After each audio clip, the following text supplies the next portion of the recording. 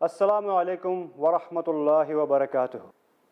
ناظرین، میں آپ کا میزبان محمد سرور میر آپ کے سامنے پیش خدمت ہوں، لے کر آپ کا اپنا پروگرام خوف، کیا سچ کیا جھوٹ۔ ناظرین، جیسا کہ آپ جانتے ہیں، اس پروگرام میں ہم آپ لوگوں کے سوالات شامل کرتے ہیں، ان کے جوابات آپ کے سامنے رکھتے ہیں۔ تو ہمارے ساتھ بنے ہوئے ہیں ہمارے عالم الدین شیخ ارشد بشیر مدنی صاحب۔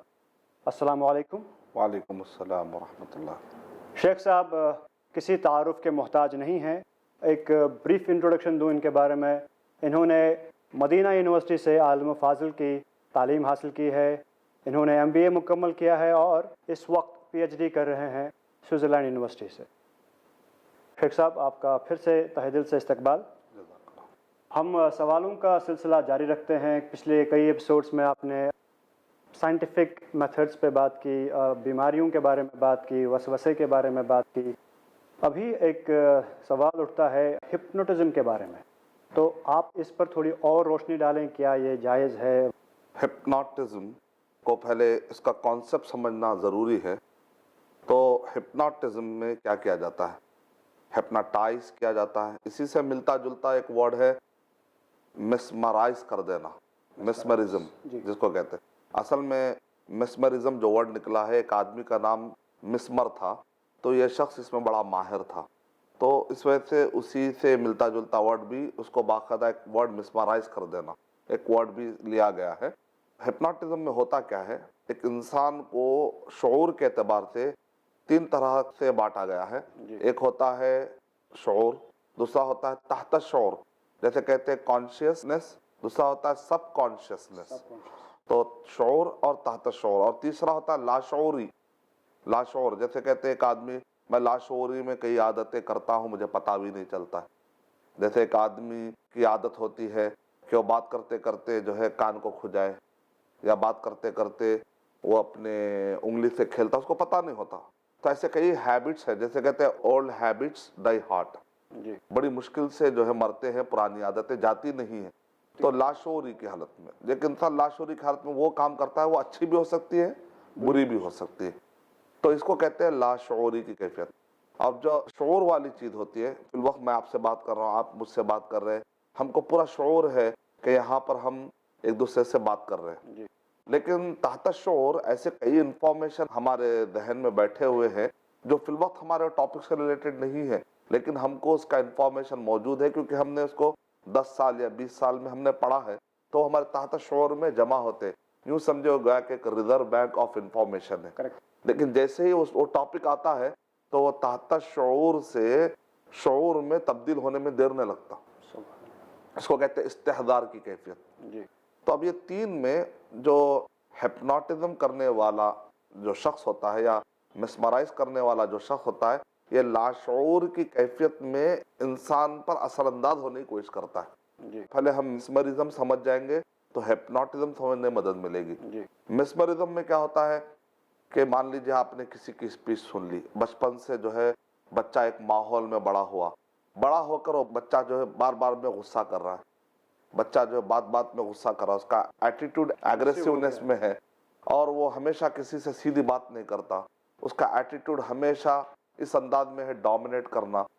تو اس پہ ریسرچ ہوتا ہے کہ آخر یہ بچہ ایسا کیوں کر رہا ہے، تو پتہ چلتا ہے جس ایریے میں جی رہا ہے وہاں پر ایسے ہی طرح کے لوگوں کی کثرت ہے، رول ماڈل اس کے لیے وہی ہے، اور اسی کو بڑا سمجھا گیا ہے، اور لوگ اسی کی تعریف کرتے ہیں اس ایریے میں جو ایسی باتیں کرتا، ورنہ اس کو بزدل کہتے ہیں، ورنہ اس کو کہتے ہیں تم بیکار آدمی ہو۔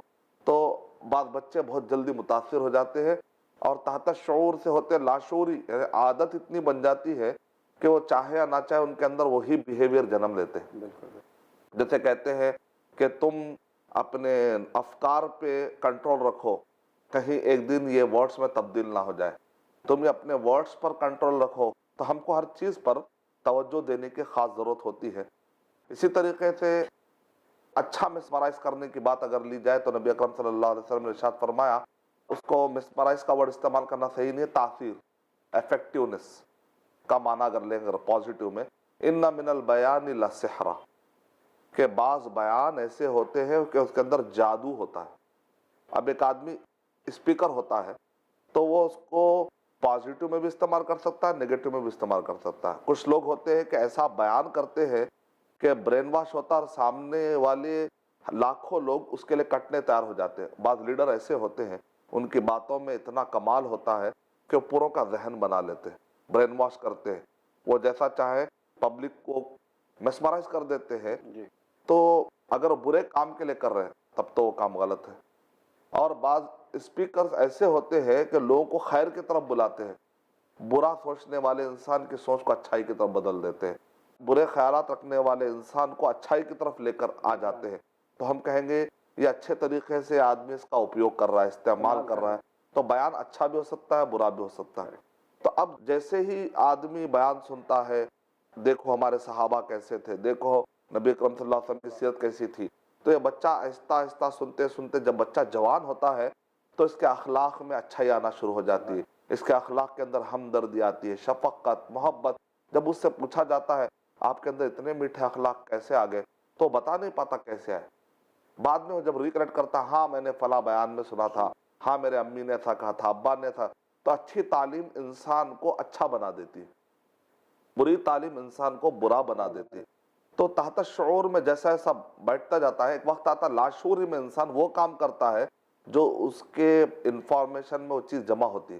تو ہمارے لیے یہ ایک اچھا موقع ہے کہ جب ایک انسان کے لاشعوری میں اچھائی ہو سکتی ہے تو ہم کیوں نہ خیر کا کام کریں, کیوں نہ ہم خیر کے بول بولے, تاکہ سننے والے لوگ اس کے اثر لیتے ہیں. ٹیلی ویژن کا اپنا اثر ہوتا ہے, موبائلز کے اپنے اثرات ہوتے ہیں. الگر جو بھی ہم سن رہے ہیں تو پہلے ہم کو چیک کر لینا چاہیے کہ صحیح علم ہے غلط ہے, کیونکہ آج نہیں تو کل وہ لاشعوری کی کیفیت میں اس کا پھر رسپونڈ ہماری لائف میں آنے والا ہے. کہیں سے آئے. کیونکہ جو ہم پہاڑ میں صدا لگائیں گے تو صدا گونجے گی اور بازگشت ہو کر آئے گی. اگر ہم آئینے میں جو چیز دکھائیں گے اس کا ریفلیکشن ہو کر پھر ہمارے پاس واپس آنے والا ہے. تو بہتر ہے کہ اپنے علم کو صحیح رکھے.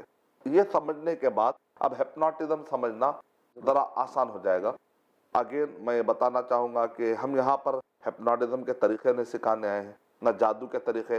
کچھ انفارمیشن دے کر اس میں سے جو غلط چیزیں ہٹا کر اس میں سے پریکاشنری میتھڈ کیا لینا ہے ہم کو, خالی اس حد تک ہماری گفتگو ہو رہی ہے تاکہ لوگ انفارمیشن کی وجہ سے آدمی کا خوف چلا جاتا ہے.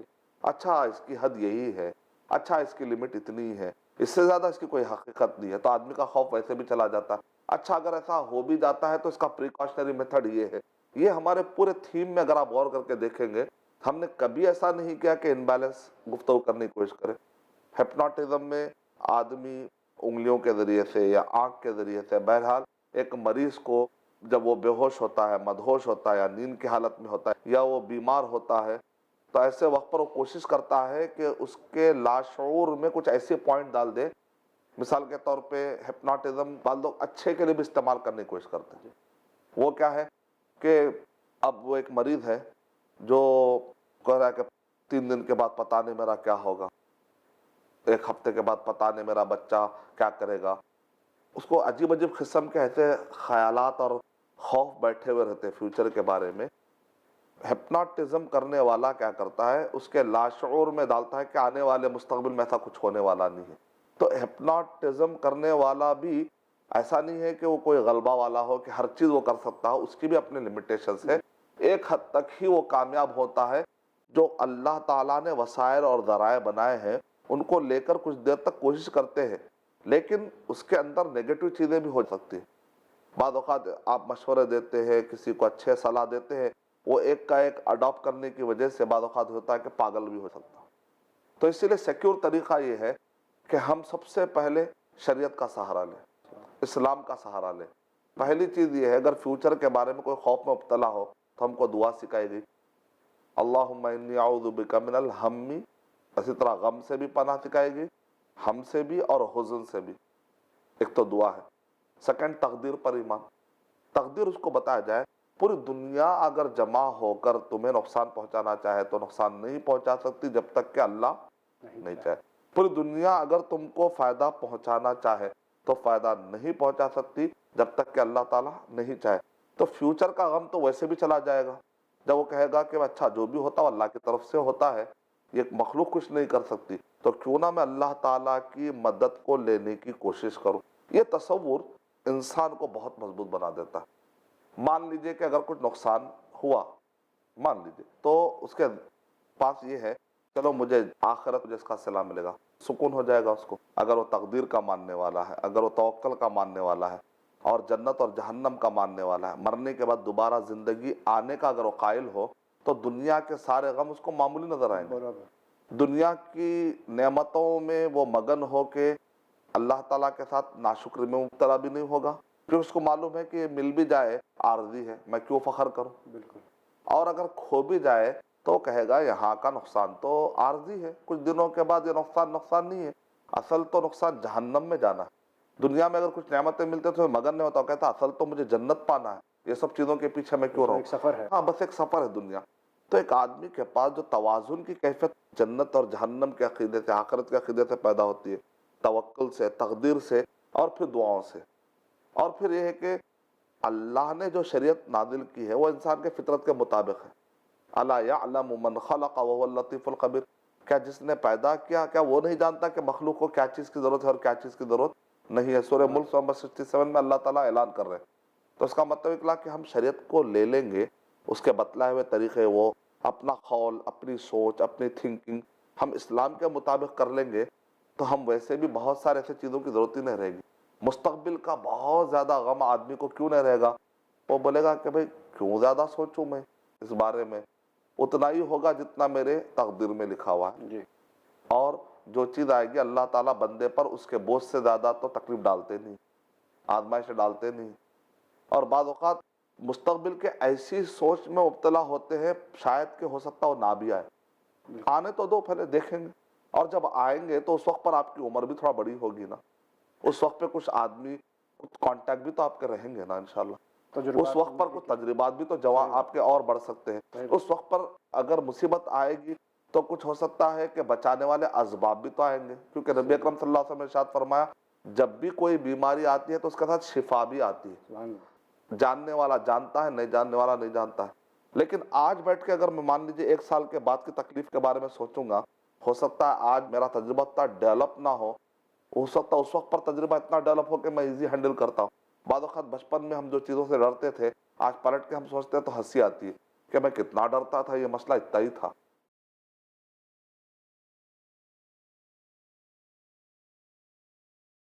हिप्नोटिज्म में क्या कहता है, मुस्तकबिल के खौफ को या मरीज के अननेसेसरी तकलीफों को निकालने की कोशिश की जाती है। अक्सर इसमें के तकलीफें या तो वहमी है, अक्सर ये तकलीफें तकदीर पर अकीदा ना होने की वजह से, अक्सर ये परेशानियां इस वजह से क्योंकि अल्लाह पर तवक्कल ज़्यादा नहीं है, अक्सर ये परेशानी इस वजह से क्योंकि लाइफ का सही कॉन्सेप्ट नहीं मालूम। क्या ये जायज़ है, क्या ये मुमकिन है कि कोई इंसान किसी दूसरे इंसान पे हिप्नोटाइज करे उसे और उससे कोई काम करवाए? हाँ, देखिए, एक होता पॉसिबिलिटी, दूसरा होता है जायज़। जी। ये अगर हम पॉसिबिलिटी की बात करें तो उसकी भी पॉसिबिलिटी के हद है, उससे ज़्यादा नहीं है। हकीकत ये है, जो मुहक्किकीन वो कहते हैं, एक हद तक ही पॉसिबिलिटी है कि एक आदमी दूसरे आदमी से काम करा सकता, रोबो की तरह हर काम नहीं करा सकता। कुछ चीज़ें हो सकता है कि उसके लाशऊर में डालकर निकालने की कोशिश करें। ऐसा तो हिप्नोटिज्म तो रोज़ाना की ज़िंदगी में कई चीज़ें होते रहते हैं। आप गौर करके देखिए, चलो आज जाके उसका जहन बनाएंगे और उसको ऐसा करेंगे।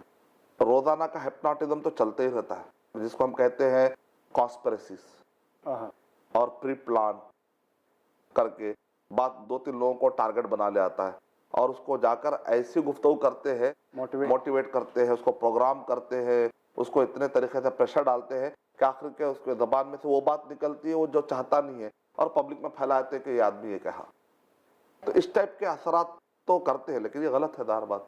ऐसा करना, किसी को हरास करना, किसी के ज़िंदगी से खेलना, मजाक बर, क्योंकि इस्लाम में किसी की इज्जत से खेलने को नबी सल्लल्लाहु अलैहि वसल्लम ने कहा, तुम्हारा माल, तुम्हारा खून, तुम्हारी इज्जत एक दूसरे के ऊपर हराम है, हम उसकी बेइज्जती नहीं कर सकते, हराम है, जायज़ नहीं है।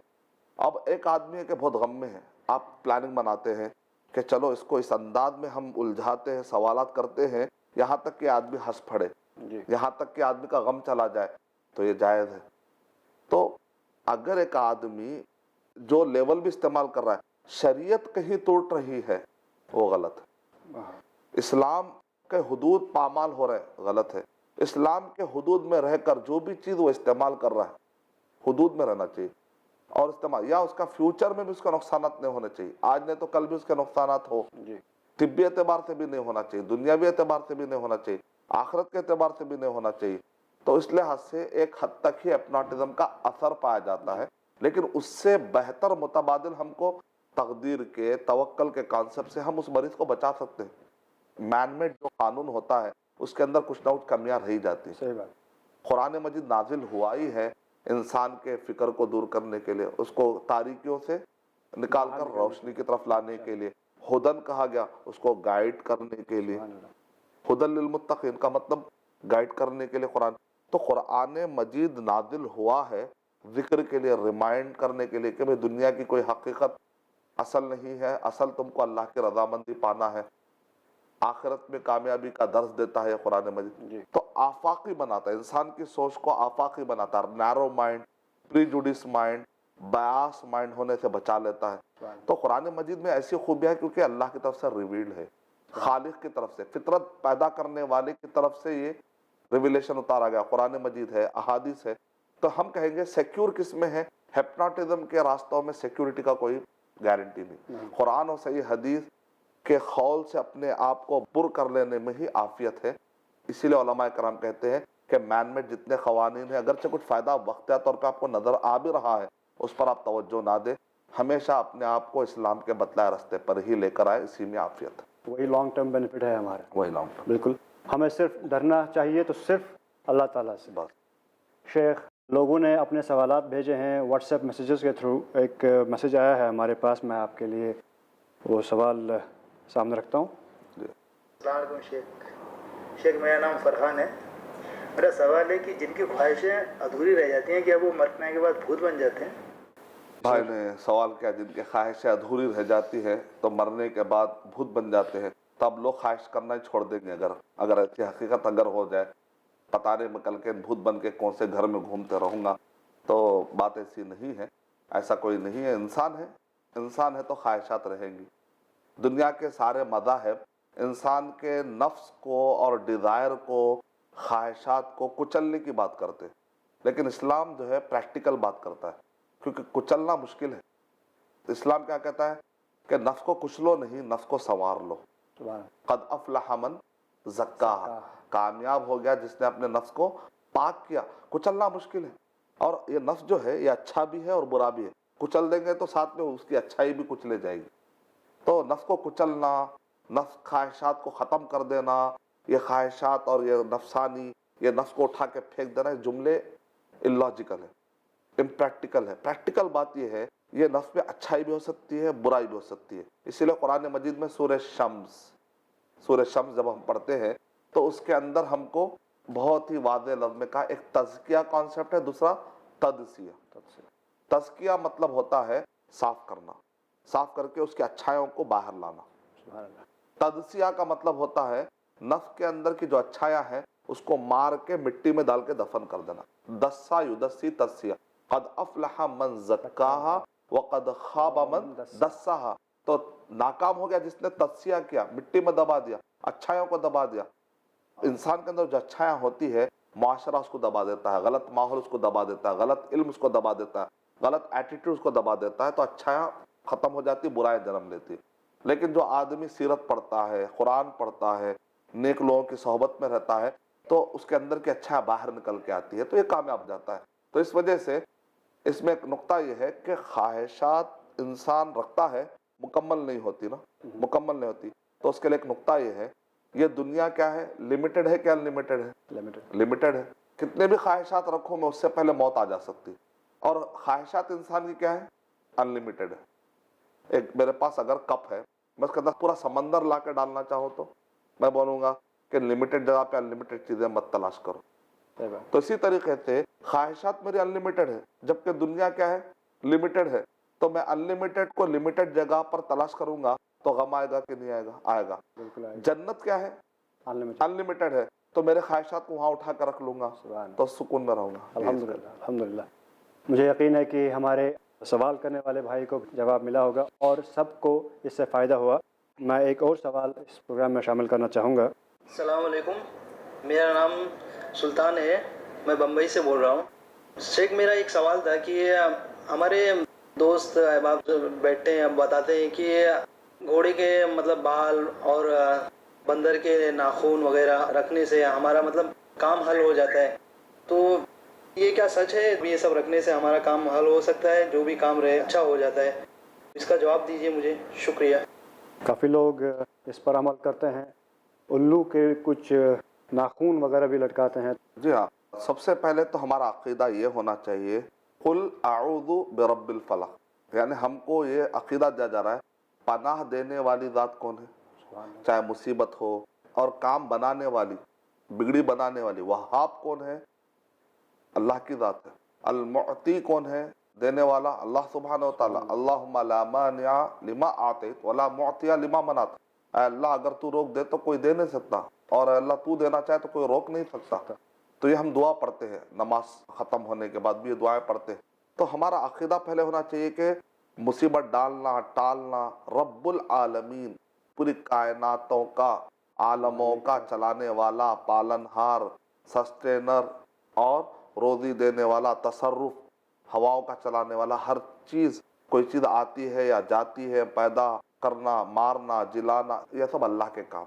جی، جب یہ کلیئر ہو جائے تو ہم اپنی طرف سے سوچ لینا کہ یہ رکھنے سے فائدہ ہوگا، یہ رکھنے سے فائدہ ہوگا۔ اگر ہم کو اللہ تعالیٰ ہماری عقل پر چھوڑ دیتا تو پھر محمد صلی اللہ علیہ وسلم کو بھیجانے کی کیا ضرورت تھی؟ اس کا مطلب پھر ایک معنی میں ویسٹ ہوا، نعوذ باللہ۔ نعوذ باللہ، نعوذ باللہ۔ ایک مقصد ہوتا ہے، محمد صلی اللہ علیہ وسلم کے بھیجانے کا ایک مقصد ہے۔ قرآن مجید اور احادیث کو اتنی حفاظت کرنے کی کیا ضرورت تھی؟ قرآن مجید کو اللہ نے نازل کیا، محمد صلی اللہ علیہ وسلم نے اتنی بڑی محنت کی، صحابہ نے قربانیاں دی، یہاں تک کہ اس کو محفوظ کیا، لوگوں سے بچا کر لوگوں تک پہنچانے کی کوشش کی۔ کیوں؟ اس لیے کہ انسان کے عقل وہاں تک نہیں پہنچا سکتی جہاں تک ہم کو اللہ کا کلام پہنچا دیتا۔ سبحان اللہ۔ تو اس وجہ سے بندر کے ناخن نے پورا بندر بھی رکھ لے تو بھی فائدہ ہونے والا نہیں ہے، گھوڑے کے بال نے پورا گھوڑا بھی گھر میں لا لے تو ہو سکتا ہے یہی بندر مار کر جائے، گھوڑا مار کر جائے۔ اللہ کا قانون، اللہ کی شریعت، اللہ کی طرف سے مدد، یہ سب اہم چیزیں ہوتی ہیں۔ کانٹی لٹکانا، لیمبو لٹکانا، شکلیں بدلتی ہیں، نظر بد سے بچنے کے نام پر، جنوں سے بچنے کے نام پر، جادو سے بچنے کے نام پر۔ صحیح راستہ ہے کہ قرآن کو جب شفا کہہ دیا گیا، ایک پیاسے کو پانی کی تلاش ہوتی ہے، وہ غلط پانی بھی پی لیتا ہے، اچھا پانی بھی پی لیتا ہے، لیکن جب اس کو تمیز رہے گی کہ اچھا پانی موجود ہے تو پھر وہ غلط پانی کیوں پیے گا؟ جب تمیز نہیں رہے گی یا اس کو معلوم نہیں رہے گا، دو وجہ ہو سکتی، معلوم نہیں ہے تو بھی پی لے گا، تمیز نہیں ہے تب بھی پی لے گا، جانتے بوجھتے ایک آدمی پینے کی کوشش نہیں کرتا جی۔ اچھا پانی۔ تو اسی لیے شریعت کیا ہے، اسلام کیا ہے، علم کیا ہے، خوف کتنا ہونا چاہیے، کس سے ہونا چاہیے، کس سے نہیں ہونا چاہیے، یہ سارے انفارمیشن ہم دے رہے ہیں تاکہ آدمی صحیح فیصلہ لے۔ جزاک اللہ۔ شیخ صاحب، آپ نے بہت ہی خوبصورت جواب دیا، جس بھائی نے سوال کیا اس کا بھی ڈاؤٹ کلیئر ہوا، اور جنہوں نے سنا، ہمارے ناظرین نے سنا، ان کے ڈاؤٹس بھی کلیئر ہوئے۔